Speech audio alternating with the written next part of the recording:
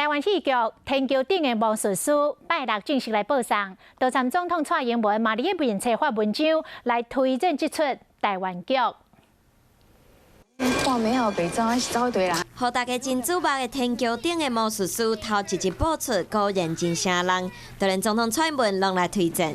开8000万座的中华商场，互真侪台北人敢若登去到过去。你给我吹掉了！你给我吹掉！互观众哪看戏哪走入回忆。开一个5000万的《天桥顶的魔术师》，互大剧搁较有深度。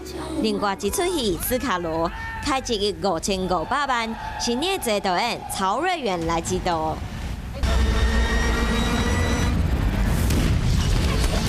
斯卡罗搁咧后一个阶段，今年和观众见面，同款的观众真期待，搁有《淑女养成记2》。对我来说是另外一个不一样的戏，然后他讨论女性的成分更多。前一季毋但真受欢迎，搁摕3座金钟奖。第二季嘛伫今年播出。2021年真侪台剧拢真精彩。林心如伫16个夏天了后，搁做制作人，制作的《华灯初上》会和杨谨华、谢欣颖做伙掀开酒店小姐的秘辛。贾静雯头一摆做制作人的《妈别闹了》，会找这几年来拢无咧演戏的比例来演，内容会真好笑。